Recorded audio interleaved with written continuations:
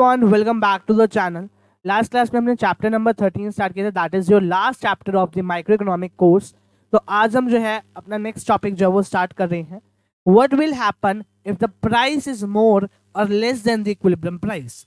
तो सबसे पहली सिचुएशन हम कर रहे हैं जब प्राइसेस ज्यादा होते हैं। तो इसका मतलब है कि ये इंप्लाई करते हैं यहाँ पे एक्सेस सप्लाई है। In case of excess supply price जो है वो स्टार्ट हो जाएगा फॉल होना, जैसे यहाँ पे कॉन्ट्रैक्शन इन सप्लाई आ जाएगा और एक्सटेंशन इन डिमांड आ जाएगा। अब आपको पता है कि जब हमने इसको ड्रॉ करना है, हमने सबसे पहले क्या बनाना है,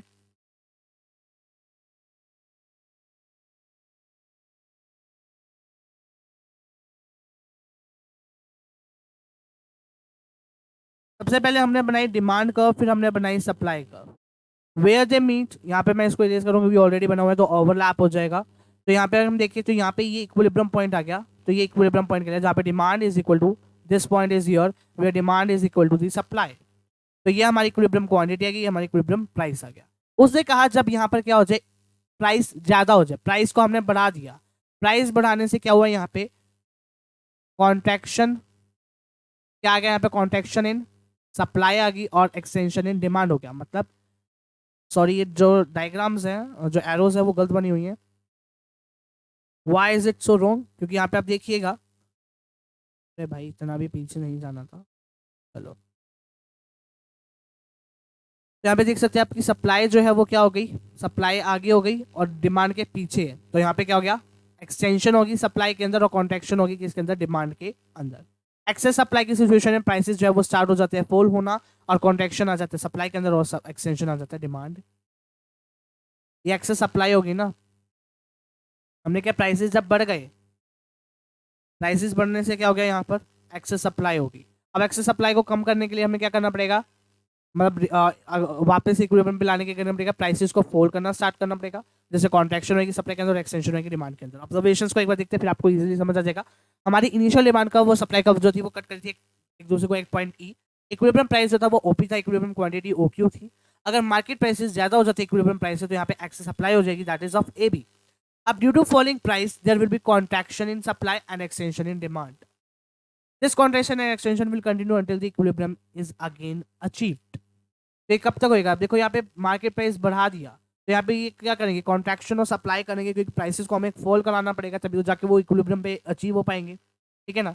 अब इसी का उल्टा when price starts falling, price start falling में क्या होगा, यहाँ पे क्या एक्सेस डिमांड की सप्लाई है, इस केस में क्या होगा, जो एक्सेस डिमांड है, एक्सेस डिमांड में प्राइसेस कहेंगे स्टार्ट हो जाएंगे फॉल होना, स्टार्ट हो जाएंगे राइज होना, जैसे कॉन्ट्रैक्शन इन डिमांड और एक्सटेंशन इन सप्लाई आ जाएगा। प्राइसेस फॉल हो गए, P1 पे आ गए, तो यहाँ से क्या हुआ, extension in supply but contraction in demand. Demand क्या होगी, कम होगी, लेकिन सप्लाई क्या होगी, बढ़ गई। ठीक है ना। क्योंकि आप देखो ना, पहले सप्लाई यहाँ पर आ रही है, अब यहाँ पे जा नहीं है, यहाँ पे क्या होगा, एक्सटेंशन होएगा और यहाँ पे क्या होगा, यहाँ पे पहले डिमांड इतनी थी अब क्या होगी, वापस आ रही है, पीछे जा रही है तो कॉन्ट्रैक्शन हो जाएगा। ठीक है। अब यहाँ पर सर ये स्पेस क्यों ब्लैंक है, why this space is blank, क्योंकि यहाँ पे आपको ऑब्जर्वेशंस लिखनी है इस वाले केस की, जब हम आपकी क्या है, प्राइस कम है, when the market price is less, when the price starts falling. Same observations आपको लिखनी है, बट देखो पहला पॉइंट सेम जाएगा, अगला पॉइंट भी सेम जाएगा। थर्ड पॉइंट में मोर की जगह क्या आ जाएगा, लेस आ जाएगा, और यहाँ पे एक्सेस सप्लाई की जगह, यहाँ पे सप्लाई की जगह क्या आ जाएगा, डिमांड आ जाएगा। This was a change. अब ड्यू टू फॉलिंग की जगह राइजिंग आ जाएगा। अब यहाँ पे कॉन्ट्रैक्शन इन सप्लाई की जगह डिमांड आ जाएगा। बस ये छोटे छोटे चेंजेस होंगे, इस डिमांड की जगह सप्लाई आ जाएगा। बस बाकी फिफ्थ पॉइंट सेम है, फर्स्ट सेकंड और फिफ्थ चेंज है सेम है, थर्ड और फोर्थ को आपको चेंज करना है। ठीक है, ये आप खुद लिखेंगे ऑब्जर्वेशन। फिर कुछ तीन बेसिक अजम्पशंस आती है कि यहाँ पे पॉजिटिव रिलेशन होता है between the price and the supply, supply curve is upward rising. Negative relation होता है प्राइस और डिमांड के बीच में, इसलिए हम कहते हैं कि जो डिमांड कर्व है वो डाउनवर्ड ड्रॉपिंग होती है। कोई गवर्नमेंट इंटरवेंशन नहीं होता, सिर्फ जो फोर्सेज होते हैं डिमांड एंड सप्लाई के वो फ्रीली ऑपरेट करते हैं, यानी मार्केट फोर्सेज भी कह सकते हो आप इसको, डिमांड एंड सप्लाई के आपके मार्केट फोर्सेज। ठीक है। नेक्स्ट क्लास में हम करेंगे अगला topic and that will be chain effect of shift in demand and supply. ठीक है, तो मिलते हैं आपसे नेक्स्ट टाइम, तब तक के लिए bye bye. Thanks for watching this video everybody, bye bye everyone, take care.